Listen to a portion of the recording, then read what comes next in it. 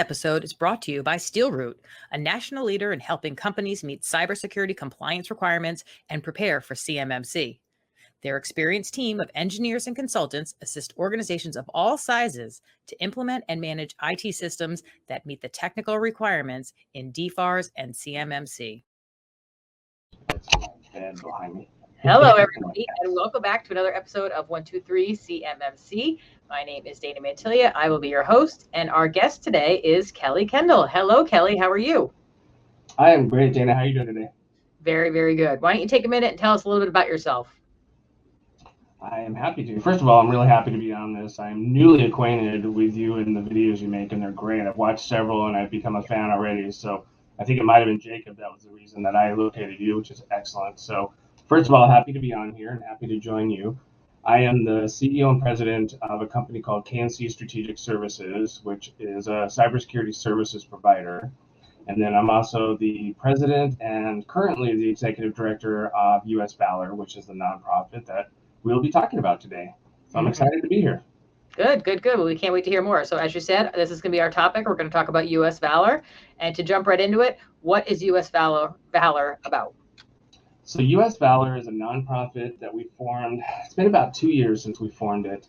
We formed it out of our profit company, if you will. And we started out with just a simple idea of, let's try to find transitioning military service members that are getting out, get them trained in cybersecurity and hire them. That was a simple concept that we started with. And for about the last 2 years, with some incredible help with a lot of great people, we've taken it from there to be a full-fledged cybersecurity apprenticeship program, 18 months long, has all the proper state and federal approvals. And so we're really excited about where we have it at now and where it's about to be going. Wow, that sounds like an amazingly awesome program that you put together. So that helps a lot of people. That big transition that I don't know about, but I've heard is a big transition when leaving, being active and then going out to the private sector. So that's fantastic. So what is the story of how US VALOR came to be? I mean, you mentioned a little bit about how it gets started, but tell us a little more. In a way, it ties into what you just talked about that transition experience. I'll tell you, for me, that it's probably subtle, but you might be able to tell that I was in the Marines. So it's been 25 years since I got out of active duty military, and yet I remember that time, that transition experience vividly. It's very challenging for every person that gets out for different reasons. Some might be the job you're trying to go into, the skills that you have, disabilities, injuries you might come out with. There's so many different things that affect someone when they decide to transition from active duty back to being a civilian. And it can be very challenging. It can be, I don't know if you'd say traumatizing, but sometimes it feels that way. And you're reintegrating into a society and to the civilian workforce, or maybe even starting in the civilian workforce the first time. You might have been in the military your whole life. Mm-hmm. So it can be very interesting, but that in a way was what helped motivate us to do US VALOR. Was me and my business partner, Chuck Baresh, talking about what we could do for the veteran community. And we were talking about transitioning and just knew we wanted to do something to change the story, which is kind of our motto of changing the story of transitioning. And so we talked and came up with this idea for the nonprofit. In a way, it was inspired because at the beginning of KNC, we committed 10% of our annual profits to go directly to military and veteran families that are in dire need. So that was a huge commitment. And out of that passion, out of that desire, we started talking about what can we do better with the funds, what can we do to make more of an impact. And that's how the idea of the nonprofit came to be. Wow, that's good for you. That's fantastic. So what a great story. All right, so why does it exist? Tying into transition of how hard it is, it exists now to be able to take a transitioning service member in their last 6 months, ideally, they're allowed to go into a program that's called Skills Bridge, which means in the last 6 months of active duty, they can participate in things like an apprenticeship program, a pre-apprenticeship program, certain trainings, and these exist already. And so we have a memorandum of understanding with the Department of Defense, which is really cool, and we can participate in that program. So I'll mention later the structure of our apprenticeship program, but the way it works is perfectly suited to getting someone who's in that last 6 months, being able to take them through the Skills Bridge program. Then when they get out, they can go directly into the true apprenticeship program, which is a paid apprenticeship program.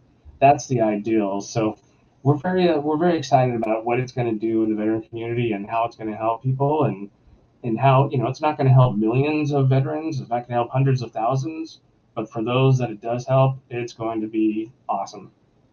Yeah, and what's really nice about it is it sounds like it's giving them a roadmap from the last 6 months of when they're on active duty to all the way through what's going to happen next. And I think in cybersecurity in general, we need to come up with roadmaps like this for kids that are maybe not even thinking that they could go into this, and then giving them some tools and the same thing, a roadmap for what they could do either right out of high school, if they don't want to go to college, that kind of a thing, or even if they do go to college, and then walk them through and make it a little bit easier, because I think we have so many positions to fill, and that we don't have enough structure in setting up some kind of a plan to get everybody educated and trained in this. So that's great. Absolutely. I couldn't agree more. And you mentioned roadmap, which is funny because we actually call it the pathway. And we built this originally, that was the whole point of trying to figure out a pathway that could take them from little to no cybersecurity experience to all of the knowledge they need, all the certifications that are needed to get in, all of the job experience, so they can get into, this is my favorite, quote unquote, cybersecurity entry level position, which, if anybody knows the cybersecurity world, it's not entry level, like normal entry level positions. So we're very happy with the way we have it structured. That pathway, that roadmap is really critical. And that brings that structure that we're used to coming out of the military. We're used to structure.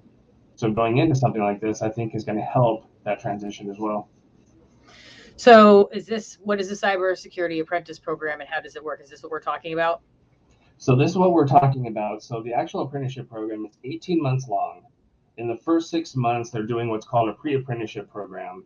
This is where we're doing 3 different certifications that they're going after, main cybersecurity certifications. We're working on what we call power skills or soft skills, which can be training on things like communication, which I think I use as the example most of the time, is when we come out of the military, we're speaking a lingo, whether it's coming out of the Marine Corps, whether it's coming out of the Army, Navy, Air Force, whatever. Each branch, each group, we all have our own different lingo that we come out of and talk. And it's a stupid example, but I say it every time, is if you get out of the military and you're walking in your first day to job and you look at someone and say, "Excuse me, do you know where the head is?" They're going to look at you like you're a crazy person. Mm-hmm. And it's a stupid example, but it's a perfect example of we come out with different lingo. So that communication piece, trying to help adjust the way you speak from being in the military to communicating in a professional workplace and being prepared for what that's going to be like, we think that's a really key part of what we're going to be helping them. So that pre-apprenticeship program is all about preparing them to start the actual apprenticeship program. Once you get to the apprenticeship program, it's 12 months long. You're working 40 hours a week, full time, at what we call employer partners. So each employer partner, you would spend 3 months there. So full 12 months, you're going to spend 4 different rotations with employer partners. So you're getting exposed to different cultures, different experiences, different mentoring. So by the time you finish the program, you've got 1 solid year of experience at 4 different employer partners, all that hopefully are going to fight to get to hire that person. If they don't get hired, they're still going to be so well trained and so prepared that we think they'll have a very easy time, and we'll be able to help find them work through either one of our channel partners, one of our other network partners, whatever. But I think those employer partners are going to be fighting hard to hire the ones. They've already had them for 90 days. It's like a free trial in a way. It's not free, but it's a trial. Well, that's great too, because especially getting exposure to those different types of organizations, because like you said, the culture is different, everything is different, the questions that people are going to ask, the needs that they're going to have. So that's a really good aspect that they're getting that kind of exposure. Exactly. Now, are these all over the country, or do they have to go somewhere specific for this program? That's a really important question. So right now, this is all based out of the San Diego area, and that's because that's where all the initial employer partners, ourselves being in Oceanside. We have a couple of partners that are security operations centers, SOCs, if you're familiar. We have one that's here in Carlsbad and one that's up in San Clemente, a company called Proficio and a company called IDENTRON that are key employer partners with us. And we joke, and they even say this, calling them body shops, but they're perfectly suited for this apprenticeship because they always need people. So we have those. We have another great employer partner that's a big defense contractor like us. It's a company called Indus Technologies. So they're going to get exposed to a lot of different stuff and a lot of different cultures. And I think the way we have the program designed is generic. At the end of the first year, they're not going to already know or already have spent all the time going a specific path. Because as you guys know, in cybersecurity, there's so many different ways you can go, whether you're on the compliance side, whether you're on the analyst side, red team, blue team. I mean, there's so many different areas you can go into. So what ours is preparing them for is almost like a generic community college degree, if you will. And then they finish the program. Now they can start going on the path they want to and decide which area, but they'll be prepared to go into pretty much any of them. KTL is a Microsoft Gold partner and a CMMC registered provider organization. Their professional team members represent a variety of backgrounds and industries that will map out and guide you on your road to CMMC compliance. The process starts with a dedicated team of CMMC registered practitioners who understand your specific requirements and are here to help every step of the way. KTL Solutions, delivering tailored solutions so you get the most out of your technology. Visit them today at ktlsolutions.com. That's great too, because then, it's like anything, you start to see what you like, what you happen to be a little bit better at, that kind of thing. So exactly, that general understanding in all those different environments, and then trying to figure out, okay, how am I going to hone my craft? Which direction do I want to go into? That's exactly. Really great. So how does somebody get selected for this, or how do they even know about this? So this is the, I guess you could say, the challenging part. So it's restricted to anybody that's currently getting out of the military or as a new veteran. And what we mean by new veteran is they're still within their first year of getting out. And the reason this is the entire program, the whole point of the program is trying to change the story of transitioning. So it's strictly for those who are still in transitioning. I'd love to go through a program like this myself, but it's been 25 years since I'm out. This isn't a career change type program. There's other stuff that's out there. There's hundreds of programs for veterans out there. But for us, we are strictly focusing on that group. So the way that someone gets involved, first of all, they would be going to our website, which we have a new website open. We're really happy about it at usvalor.org. They will go there. There's an application process. They will submit. We will review them. There's some stuff that we'll be doing, which will be kind of the group called Cyber Nights. They do some of the skills testing, some of the knowledge testing, if you will, to help us see if someone has the actual aptitude and the right background, if you will. Because coming out of the military, we didn't want to say we only want people that did cybersecurity in the military. In theory, that might make sense. But in reality, we want people that are going to be the most likely to complete the program and stay doing cybersecurity. That doesn't necessarily mean that they did cyber while they're in.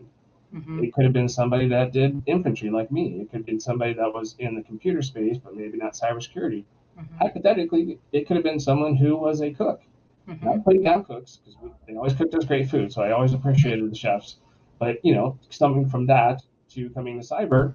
But if they have the right aptitude, the right mentality, and they can meet something that'll come up later, probably is the prerequisites, they can meet those, and they have the right mindset, and then we interview them as a group, they might be a perfect candidate. So we're trying not to restrict the program based on that and trying to be open-minded about it. Well, I think that's good that you're open-minded about it, because there's such a need for, so many different positions to be filled that by not limiting it in the beginning, I think that's a good idea. Did you say Cyber Nines? It's Cyber Nights. Oh, Nights. Okay, because Cyber Nines, that's another company, and I interviewed somebody for one of these. So I was like, oh, what a world. So anyway. Yeah, Cyber Nights is actually cool. For anybody that's in cyber, check out Cyber Nights. And I'm pretty sure it's cybernights.com or it's .org. But what they do is it's almost like a LinkedIn for cyber. Where you go in, you create your profile, you put in all the information about what your skill sets are, and then they actually have skills tests that you can do.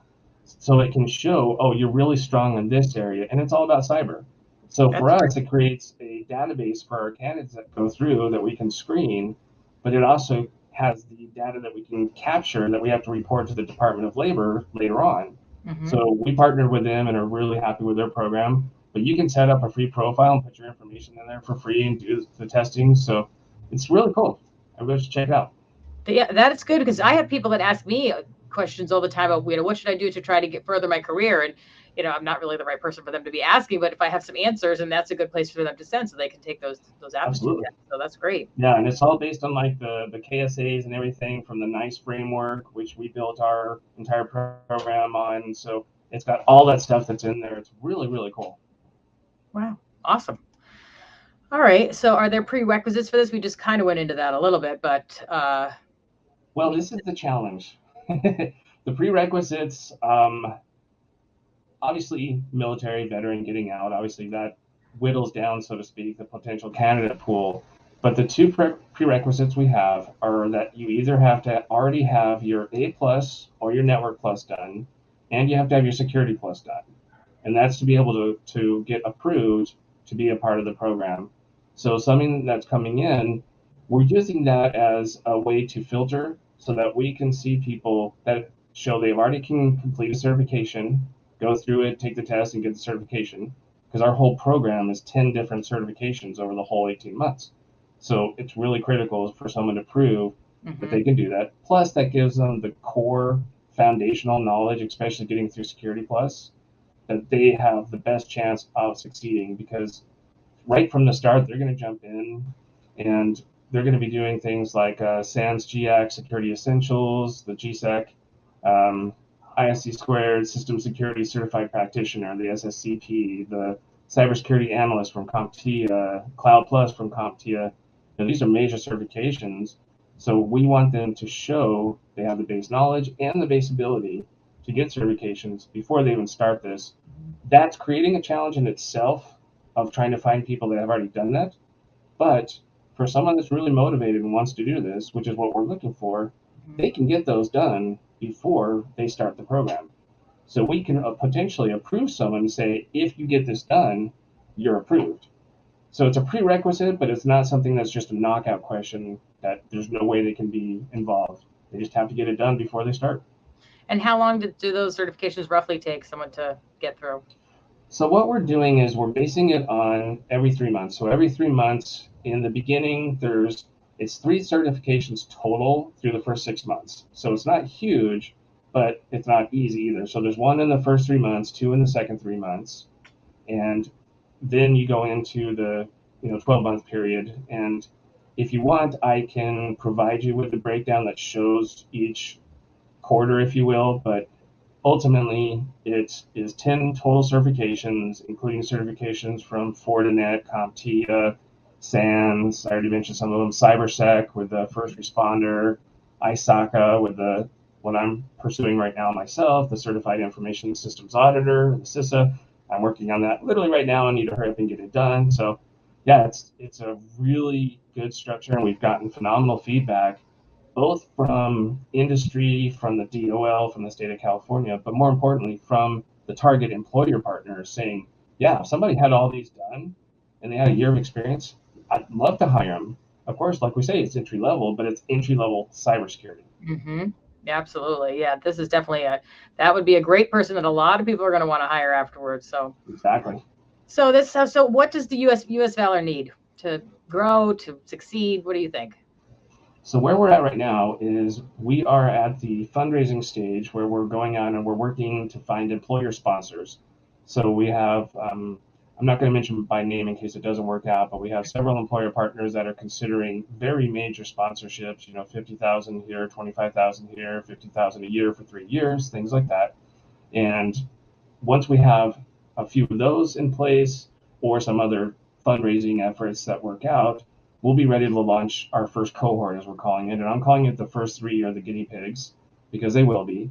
Mm-hmm. But we're going to get that launched. And my goal, hopefully, if we can get this all worked out, we could have them start January 1st. That would be awesome.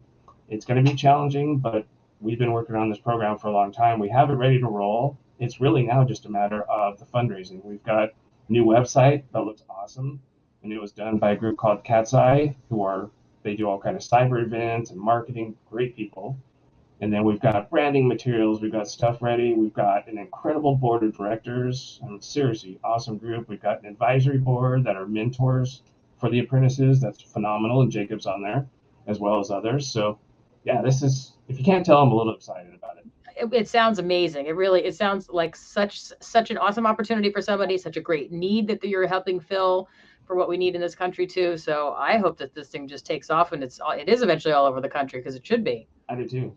Yeah, and you mentioned where it's at, so I mentioned San Diego, but to basically go out to anywhere else, which we have plans to do, all it's going to take is having 3 employer partners that agree in a certain location. Mm-hmm. Because then at least we know we have enough to most likely get them through 4. Mm-hmm. Because by the time they get done, we could add it on 4. So we could easily expand this to another city. It's really about the commitment from employer partners, which for them, it's a huge commitment. They're paying that cyber security apprenticeship wage for them full time for 3 months. So there's a substantial, if you want to call it, investment on their side, or cost to be involved in this. So all we need is more employer partners, and we can keep growing this anywhere we want to, anywhere we can find them.